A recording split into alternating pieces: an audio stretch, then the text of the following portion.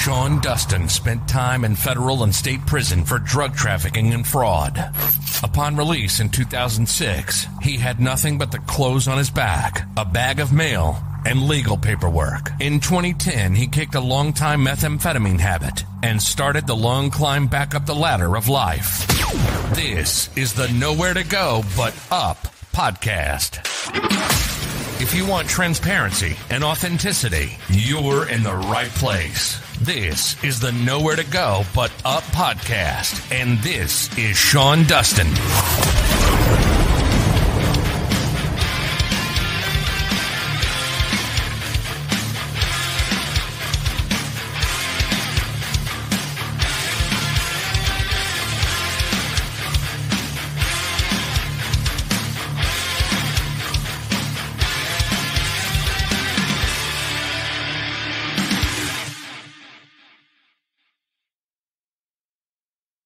This is the Nowhere to Go But Up podcast, and I am your host, Sean Dustin.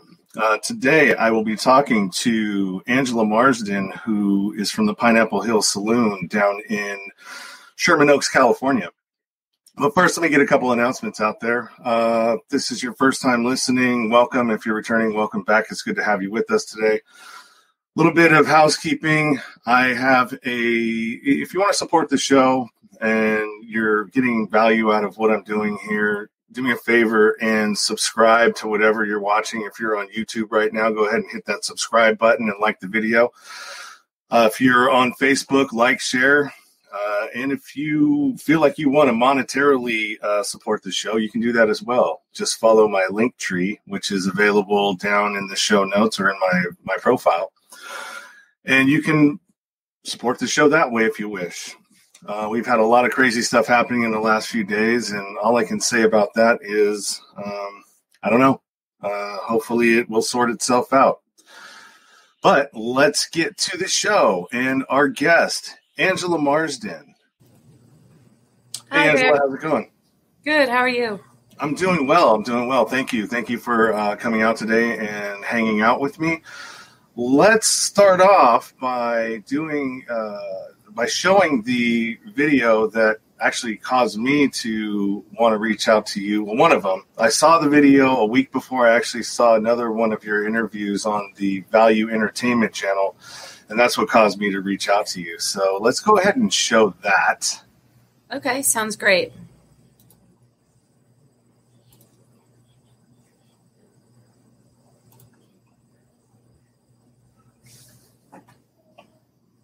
So this is my place, the Pineapple Hill Grill and Saloon. If you go to my page, you can see all the work I did for outdoor dining, for tables being 7 feet apart. And I come in today because I'm organizing a protest, and I came in to get stuff for that. And I walk into my parking lot, and obviously Mayor Garcetti has approved this. Has approved this being set up for a movie company.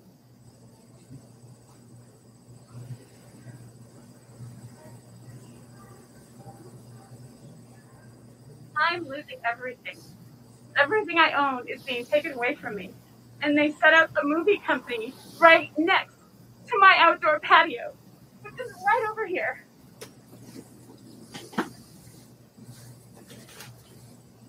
And people wonder why I'm protesting and why I have had enough. They have not given us money and they have shut us down. We cannot survive. My staff cannot survive. Look at this.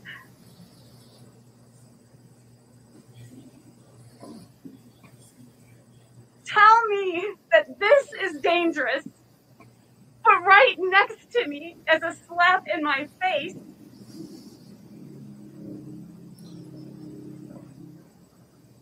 that's safe. This is safe. 50 feet away. This is dangerous. Mayor Garcetti and Gavin Newsom is responsible for every single person that doesn't have unemployment, that does not have a job, and all the businesses that are going under. And we need your help. We need somebody to do something about this.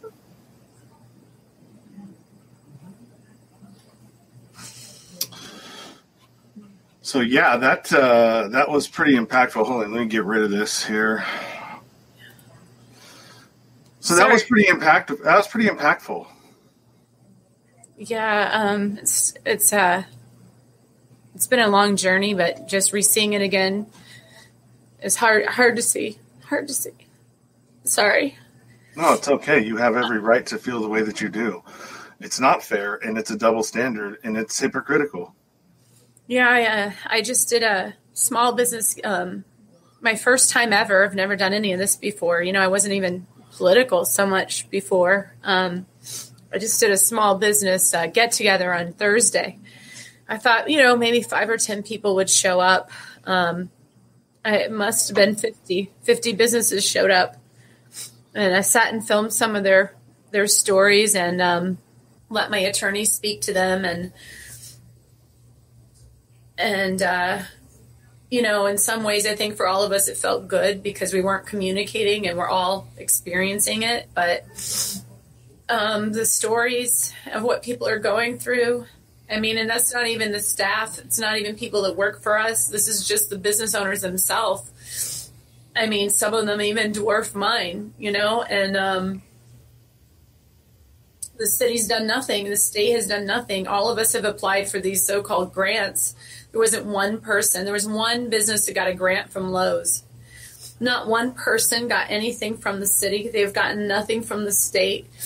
And you'd think that after all of this, one of them, Garcetti or Newsom, would reach out to me and say, can we put the community roundtable together and figure this out? Nothing. We haven't heard from anybody, and it's hard. It's really, really hard. We're looking at possibly being locked down until now, April or May.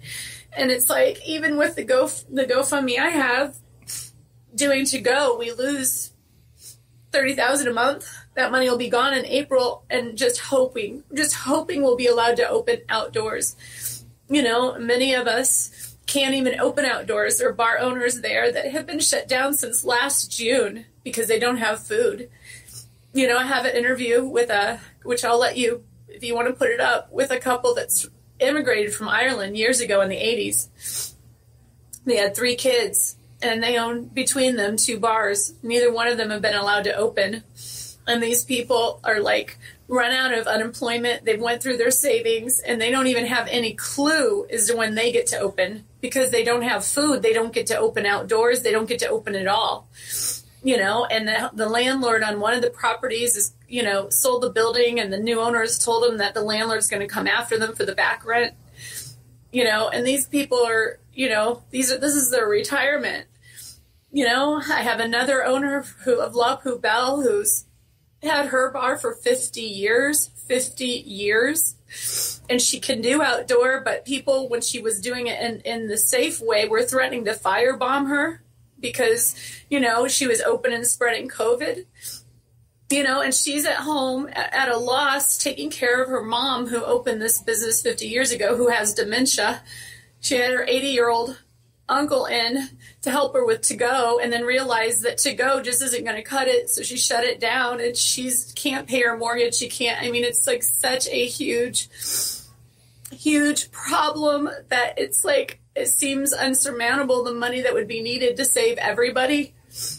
I'm so grateful, so grateful for where I'm at, and I'm still terrified I won't make it. And then I think, what can I do to get us all open? What can I do to help everybody, because it's just bad. It's really, really bad, Yeah. And I didn't expect to actually be this upset, but I haven't seen that video in a while. I've been more in fighter mode lately, trying to punching at air is what it feels like sometimes. But I know Barstools is out there. They're helping people, which is amazing.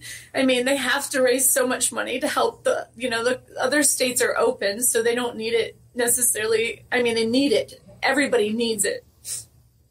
But states like New York's been decimated. LA's being decimated. It's unbelievable. Yeah. Sorry. No. I mean, I didn't expect this. I never usually cry like this on an interview. This is, I guess Thursday was Thursday for me was empowering. We're trying to recall Newsom. We're at 1 million signatures. So I was trying to get all the other businesses on board. And, some of them are so angry. They're like, let's just open up. But, people don't understand. They're going to pull our liquor license and never give us one again. So we'll never be able to work or own a business here again if they do that. Yeah, they literally, it seems like it's so hard. It's so hard to call this. And it doesn't make any sense. I mean, there was one thing that you'd mentioned. You said you're doing to-goes.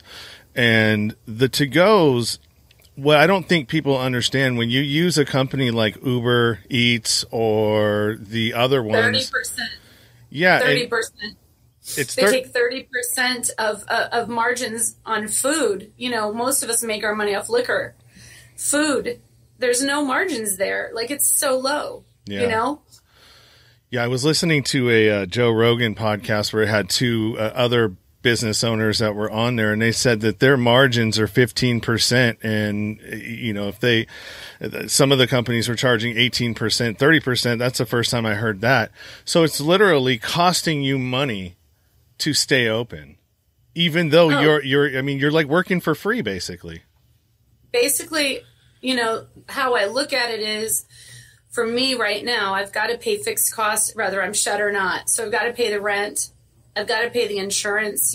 Between all the insurances that we carry, that can be $3,000 a month, But if I stay open, it's helping what little staff I have left. So maybe if I'm lucky enough, the to-go and the people coming in will cover the food costs, the liquor costs, and their salary, and they're able to make some tips. Because, let's face it, my servers had very good income based on tips, not on hourly, and even though the hourly is high in LA, they tax the crap out of them and they get zero in their paycheck. So it's not like that $15 an hour that we're up to now is going to my staff. They tax it away from them.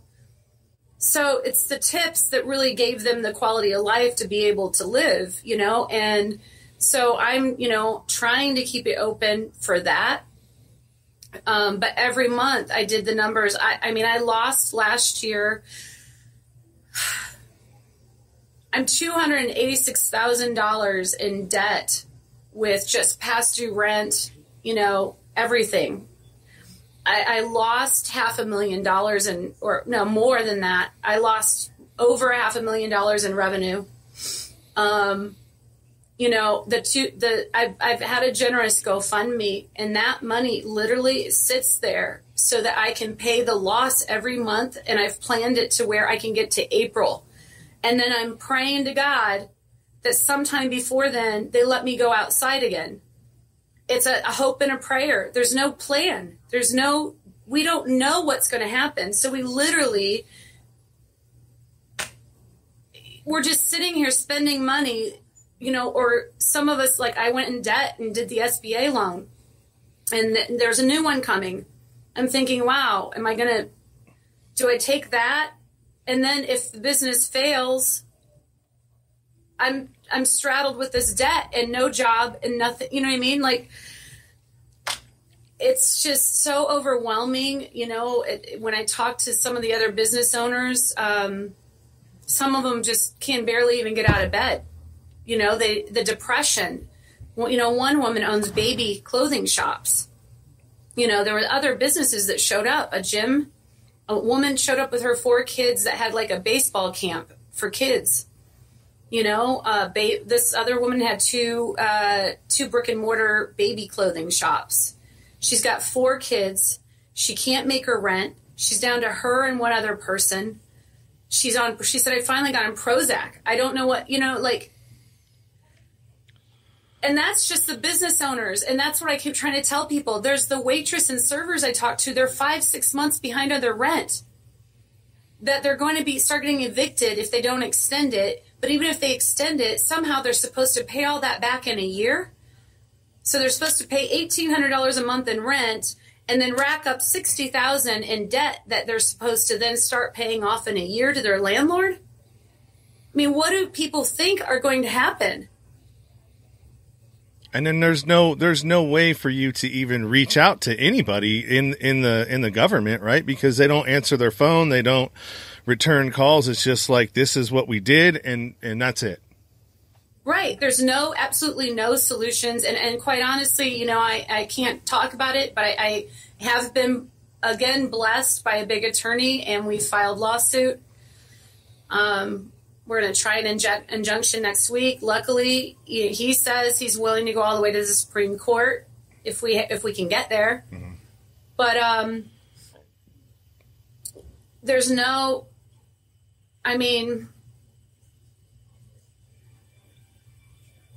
people are like, why don't you leave California? I hear that a lot.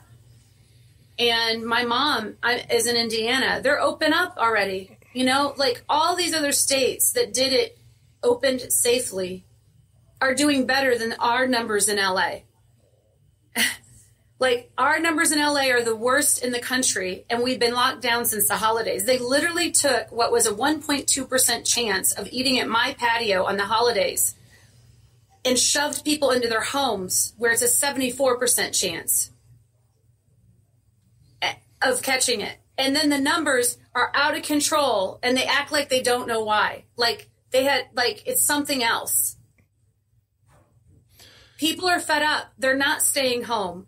The traffic is busy again. I just went to Dinah's Chicken in Los Feliz because I raised my son there when it wasn't cool. Actually, it was like the ghetto, but it was better than it is now when I lived there.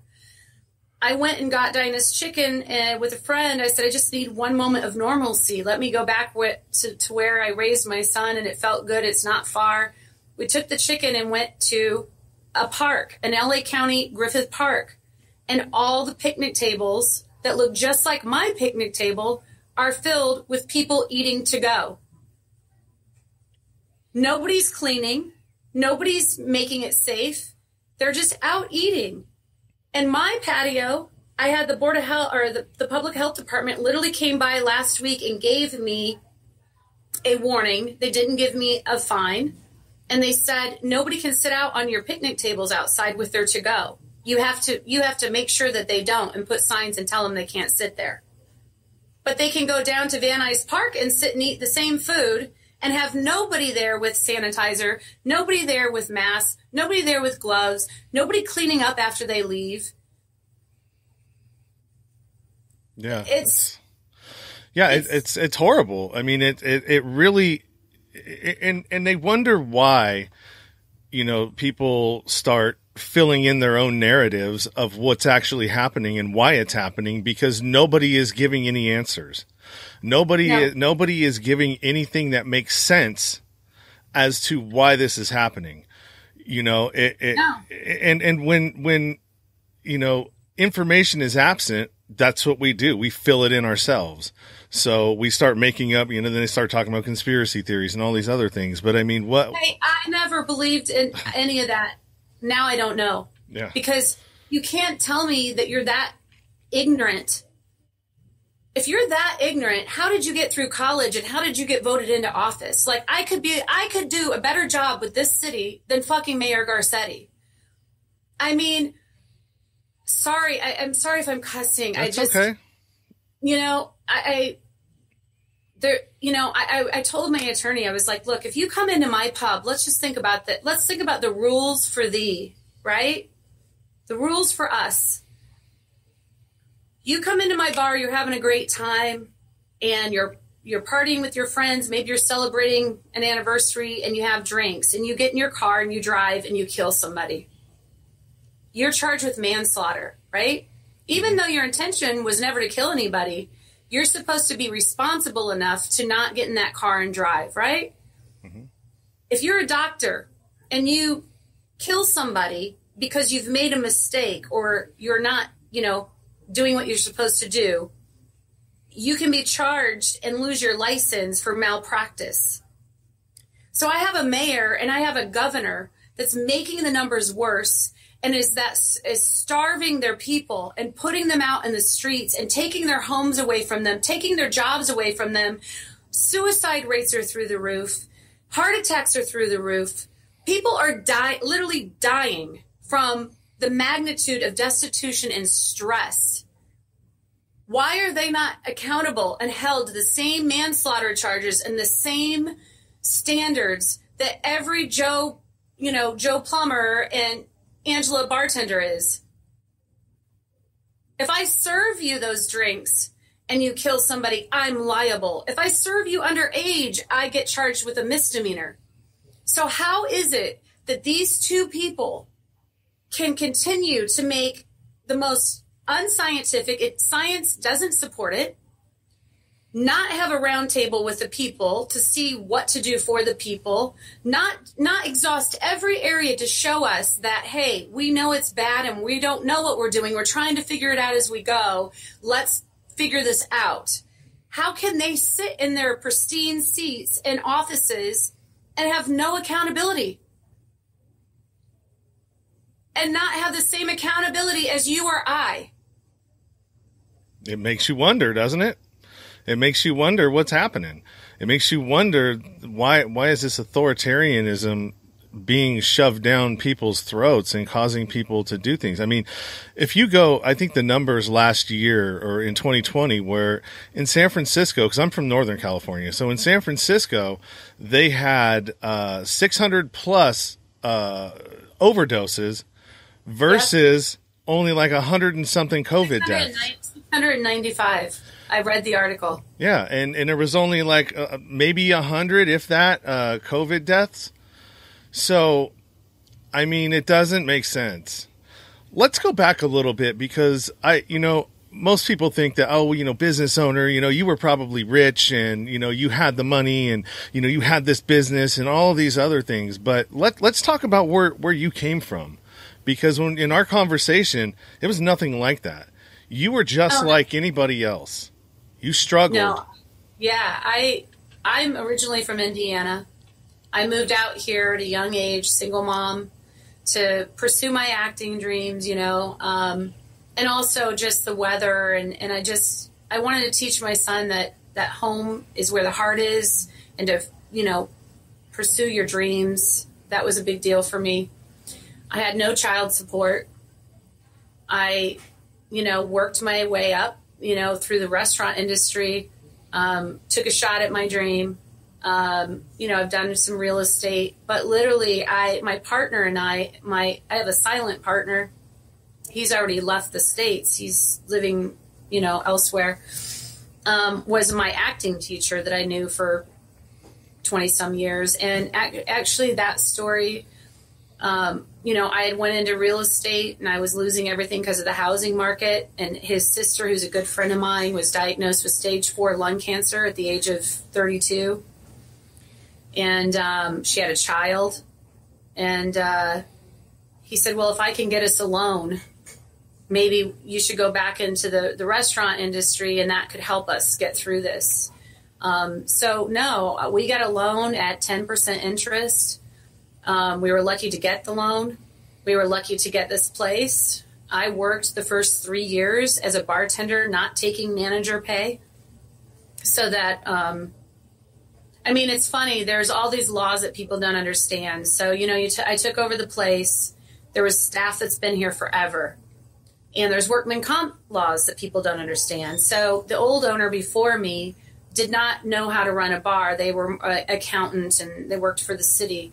So when I took it over, I wanted to keep the staff. My mom worked in a bread factory her whole life. And this kitchen staff, and there was a waitress at the time, Helen, had been here since 1978. One of the reasons the owner sold it to us is because I wanted to keep the staff. So, I go to apply for workman's comp, and the old owner had a really bad record. And in the first 3 years, so workman's comp, what people don't understand is if you keep 51% of the staff or more, you inherit the old owner's workman comp record. So because of people filing against them for their back and falling and all this, they were at high risk with workman's comp. So the insurance was running close to $4,000 a month just for workman's comp. If I had fired everybody, I would have went down to $1,100 a month and started as a new entity. Even though I was a new entity, I had to inherit that for 3 years. So I told the staff, listen, we're in it for the long haul. I won't take a manager's salary. I'll bartend for the first 2-3 years until the points drop off like a driver's license, and then I can start paying myself a little bit. So I've worked this place for 10 years, making very little money the entire time, trying to pay off debt. We were sued by the handicapped people. You know, they extort you for money. Solved that. Luckily, I had a good attorney. They came back twice, even after I did everything they wanted, trying to get more money, but they didn't. You know, I've worked my whole life. I started 15 years old at Bob's Big Boy in Fort Wayne, Indiana. I learned to bartend in Vegas when I was 21 because I wasn't making it here, and I moved there to learn how to bartend because I had a dental degree at the time, but they take taxes out and you pay for childcare. When you have a child under 5, you got childcare, you know. Most interesting fact. So the Independent Restaurant Association says that 1 million single parents are employed by us. And we are the #1 industry for hiring minority managers. I mean, the people that they are putting out of homes and out of food are women with children, are minorities, you know, and there's all this talk about, you know, want to support women, want to support minorities, and yet they have abandoned us on every level. Every level. Like I had 2 other bar owners, you know, we were having, we should have filmed it, a round table, and they're 3 women. And we were saying how hard it was as a woman to actually get a chance at owning a business, you know, and there's not many of us, you know, and what we were going through and how completely abandoned we felt, you know, like we serve the community because we love the community. You know, I do a Bad Santa fundraiser every year. We hire the younger people that are just wanting to get in the business and wanting to learn how to work out in the world, or, you know, the ones here in LA who want to make it as an actor or a musician, you know, they come and we hire them, and then they pursue their goals and their dreams because they can make a good enough pay with tips to actually stay here and live here and do that, you know. You know, the older people that come into our bars, we're the ones that take them in as family and look out for them. Oh, we haven't heard from Jimmy. Where's he at? You know, check up on him, you know. I had a couple right where I'm sitting, right across from me, that got on his hand and knees and proposed to his girlfriend because he met her here. You know, I had a wedding party show up one day, and she had her dress. And I was like, "What are you guys doing here?" And they're like, "We're on the way to the chapel." But you can't see her in that dress. That's bad luck. And they go, "We don't care. We met here. We want a picture with the whole groom and bridesmaids and us under the Pineapple Hill sign." You know, so much that we give to the community because we want to and because we love the community, you know, and we know that the community is doing their best, but it feels like you've been abandoned by your government, by the people that should be helping you. We shouldn't have to beg our customers to help us. We didn't create this. It's not our fault, you know, and we're prideful people. You know, we are always the givers. We are the service. It's called the service industry for a reason. So for us then to be the people not giving and not being able to help our community and be the ones in need, I don't think people really understand how demoralizing this whole experience has been for every single one of us who's just trying to do the right thing and trying to keep people safe. And, you know, we're pivoting at every turn at everything they ask us to do. We're putting up plexiglass. We're wearing masks. You know, I spent $60,000 to $80,000 on all the stuff they wanted me to do to keep my people safe because I love my community and I love my customers. I would never, ever be okay if one of them got COVID from me. you know, because I have a lot of older people that come in, you know. Can you imagine if I would have to live with that? That's way worse than anything you could do to me, any fine you could give me, you know. And literally, we, you know, I was sitting with the, you know, Francoise and Lori. Actually, Lori owns our bar, and we used to bartend together at the Rustic Inn, and we both got out of being bartenders and became bar owners because we're so passionate about this business, you know. And we were just like, you just feel like totally abandoned by the people that are supposed to be actually in.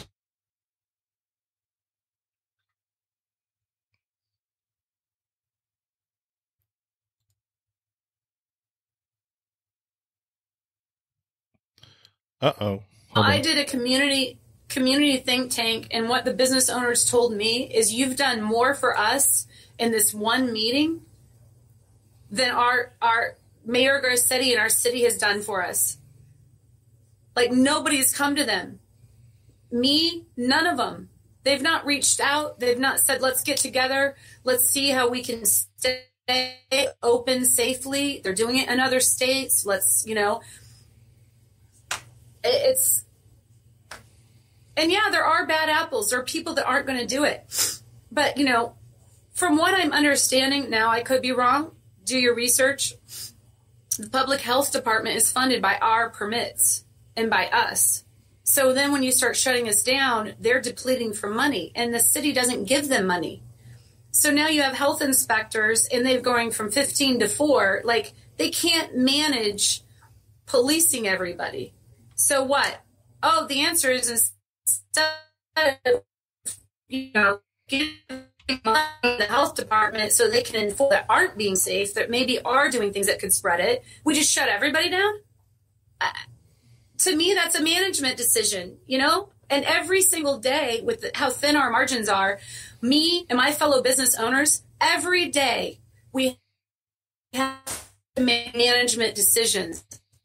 Our margins of these tough choices. So where are the people that are supposed to be caring for our Los Angeles, you know, city of angels? Where are the officials who are going to make the hard decisions with our extra cash? Let the other people who are willing to go out safe. Yeah, sorry about that. We had a little No, it's glitch. okay, but I'm just saying, is that, you know, I'm going on. I'm sorry, but I shouldn't go on. I'm sorry.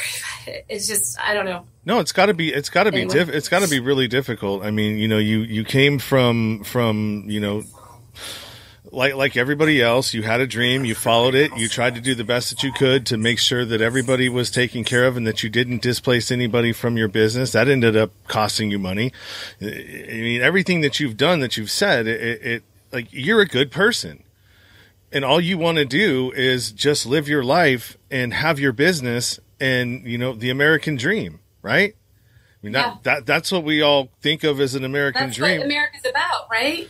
Yeah, and it just seems like it's completely opposite of that, which is crazy. I don't understand it. And, you know, right now it's you know, I don't want to get into any kind of political stuff. We've seen enough of that in the last couple of days. Yeah. Actually, we've seen enough of that the last year. We need solutions.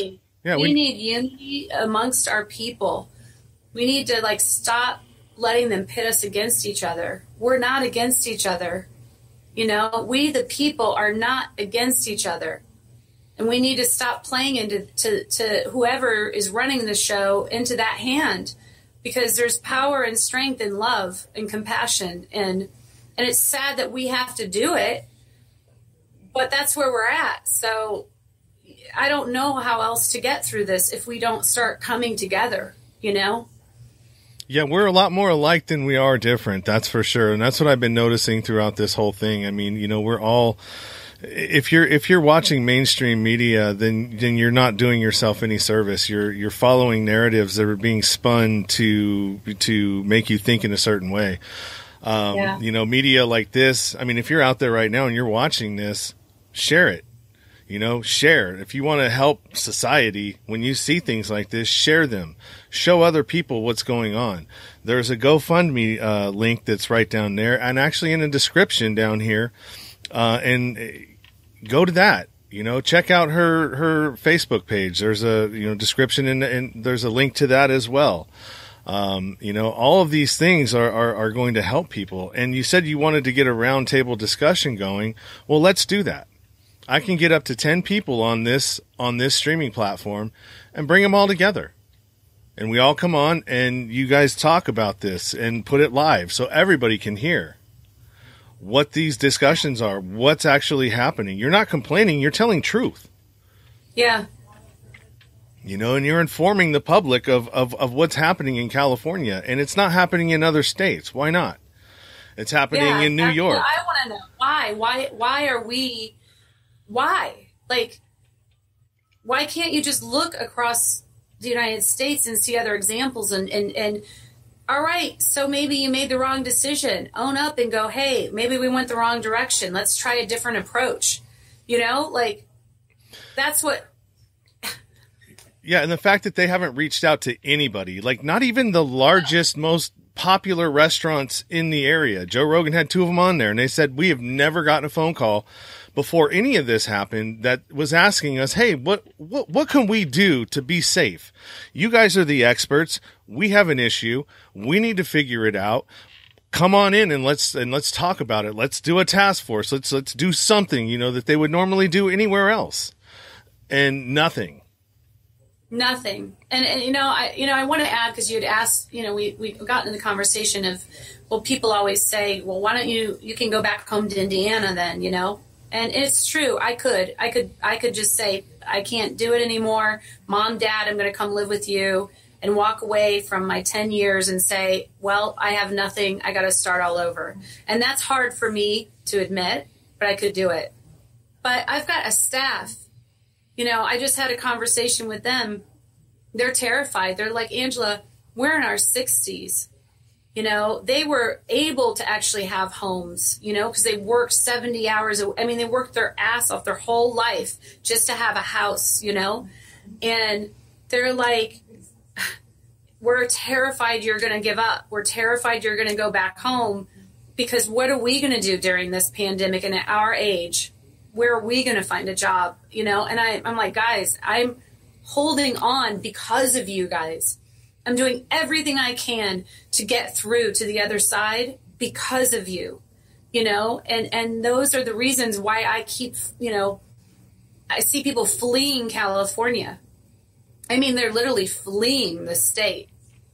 But what about the people born and raised here, like my kitchen staff, and the people that have to be here that have no voice and they have nobody fighting for them? Like, I don't know why I can't, it's not in me. I have to do what's right. It's not in me to take the easy way out. You know what I mean? And these are the reasons why I continue to talk and I continue to do what I can, because I can't just leave the state that I've loved for, over 20 some years, and the people like my kitchen staff and my neighbors who have been here, they're from here. If nobody fights for them, if nobody tries, what's going to happen? Yeah, well, and here's the difference too. It would be one thing if it was because of a decision that you made and you lost your business and you lost all of that stuff because of bad decisions that you made as a business owner. That would be something completely different, but you didn't do anything wrong. You did nothing wrong. And neither did they. Yeah. Like, no. These are human beings making, to me, the laziest choice they can make to try to solve a problem. Because I know, based on the lawsuit that we beat LA County. We beat them. The judge said it was a gross overreach of power, it was arbitrary, and that the scientific research doesn't show what they're claiming. And still, because we're in a state of emergency, they were able to bring in a different, judge or whatever and reverse it and put a stay on it. It happened in San Diego. San Diego, the strip clubs won. They won to go inside. And that opens up all the restaurants. So everybody was so excited. They won in the federal circuit court.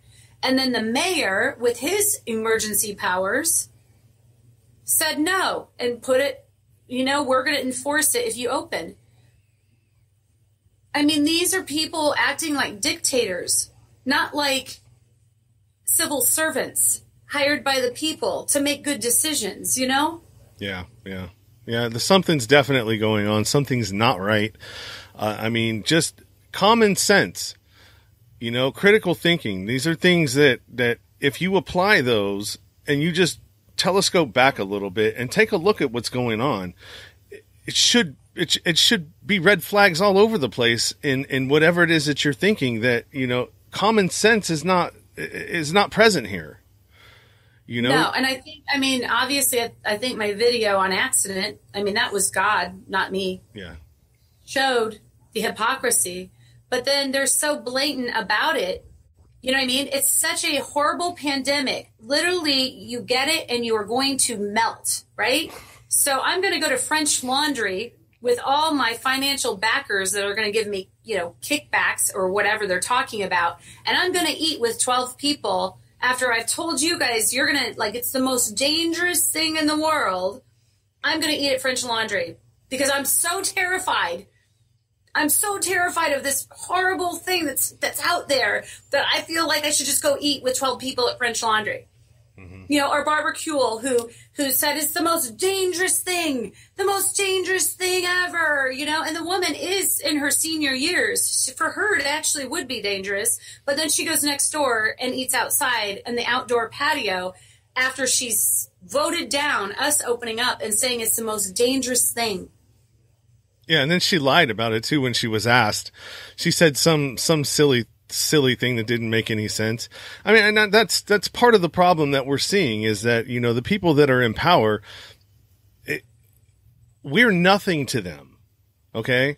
Nothing. They are so far removed from what the average American deals with and goes through, because a lot of them come from wealthy families and they are selected to be where they're at. They're not elected. Well, if you can, whatever you want to say about that, but it's true. Most of them are wealthy. Look at Nancy Pelosi, for instance. She lives in a mansion. She lives in a mansion with 12 Sub-Zero or 2 Sub-Zero refrigerators that are $12,000 each, eating $15. And we got $600.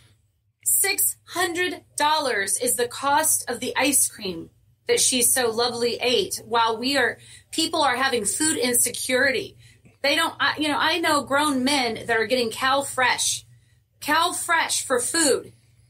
And that's just the start, because evictions hasn't started. Mm-hmm. And we got $600. That wouldn't pay for the ice cream in her refrigerator. All the money that they are sending away.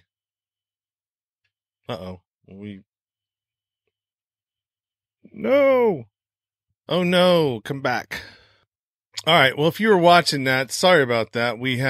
I had a glitch in my, on my internet connection. So we lost Angela, but this just goes to show you that, look, there's something going on. It's not right.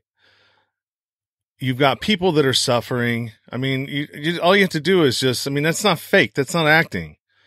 You could see the emotion. She was so emotional in the beginning that she couldn't stop, to tell her what was going on. And that's, my heart goes out to her and everybody else that is going through something like this. It is a shame in California that people are literally being starved out. I don't know how else to express how crazy this is. And we're not even talking about the rest of the stuff that's going on in the world. That happened on the 6th. We got some other stuff that's, the transition that's happening on the 21st, inauguration. What's going on? And why aren't people more upset about it? Have we been that conditioned through this last year that we're okay with it.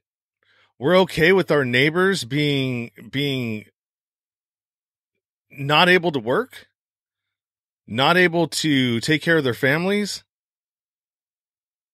being forced to move out of California. Some people have been here their whole life, but now they got to leave because they can't afford to live here because the job that they do is not considered essential, is not Amazon, is not gig economy, is not any of these other things.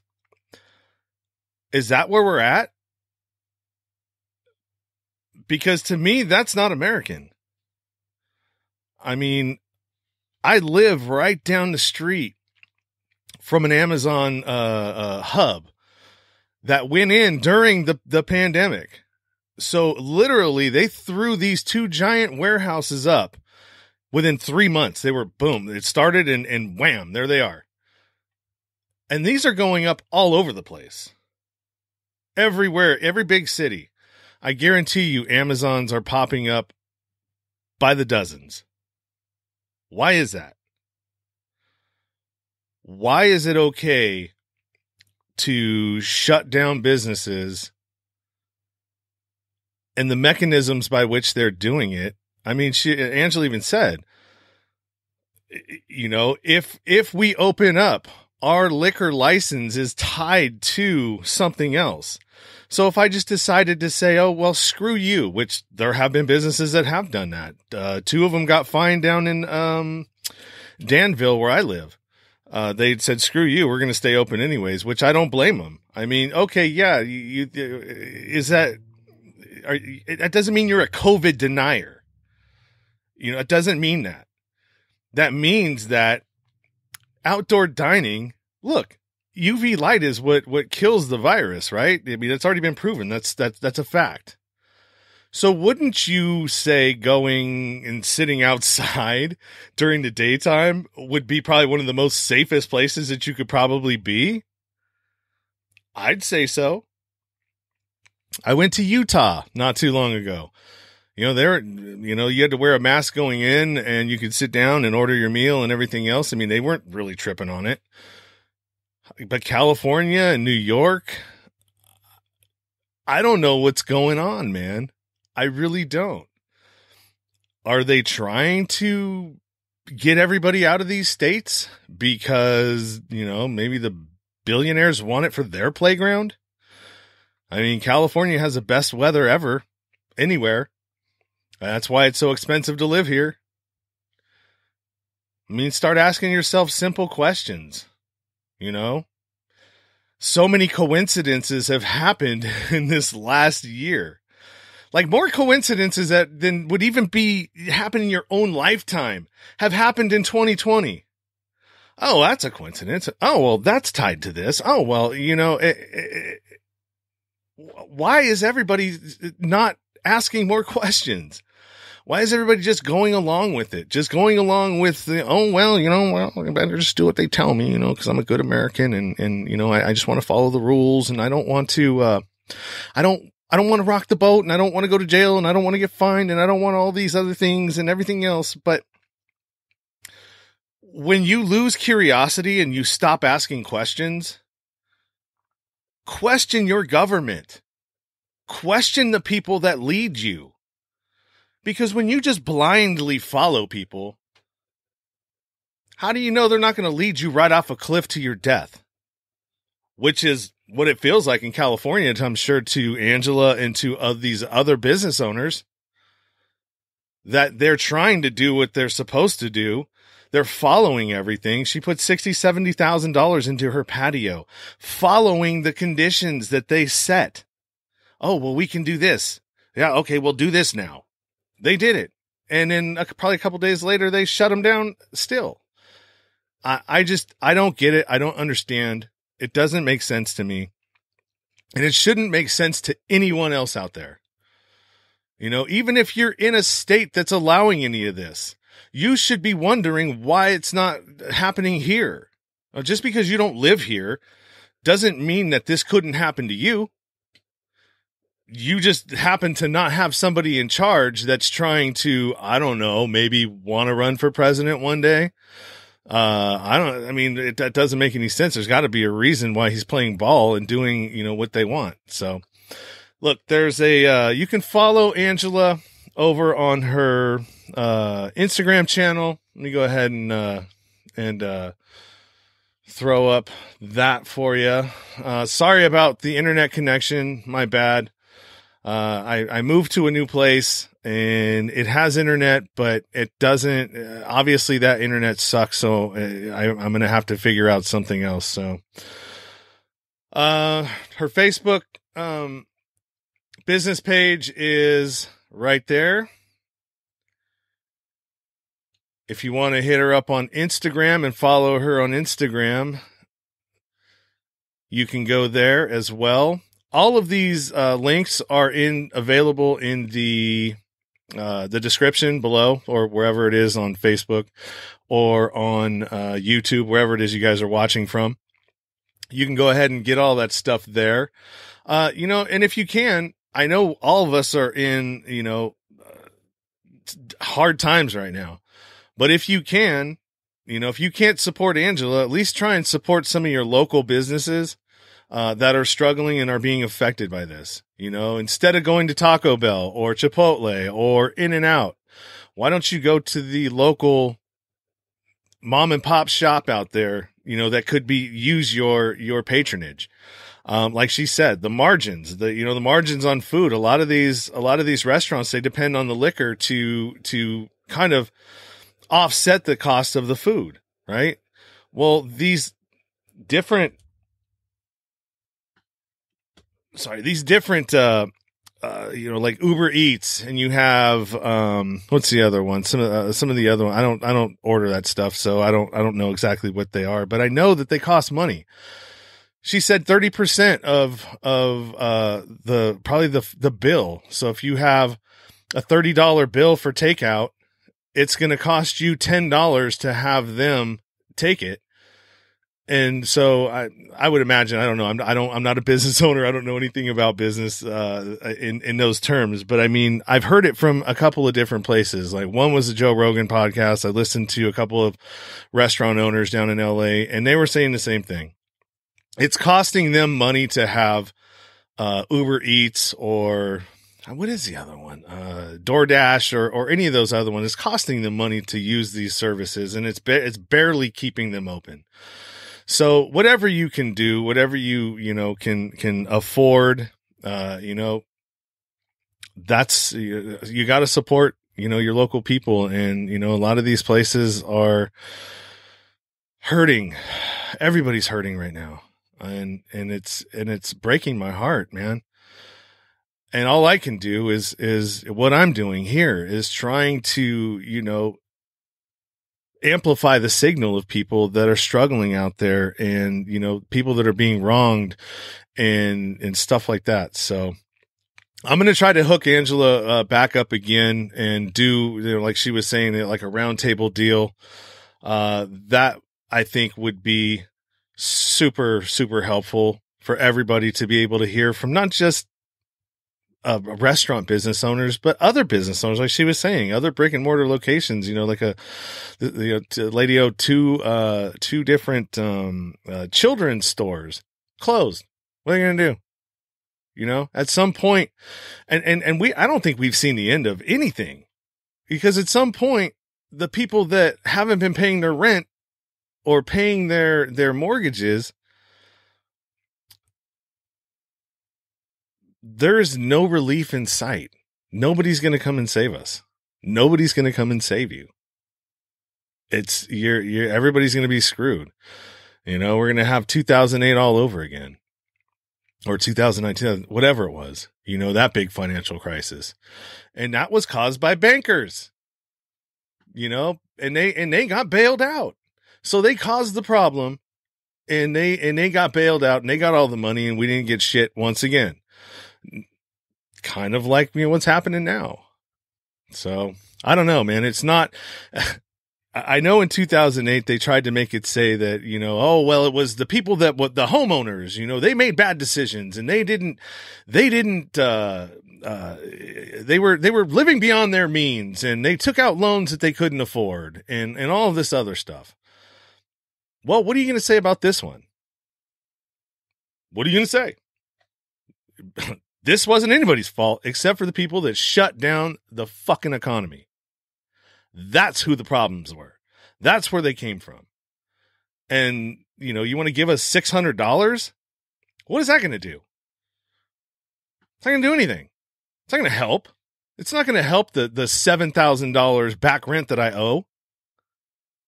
What kind of meaningful shit are you doing that's actually going to help somebody? Nothing. And it's probably by design for whatever reason.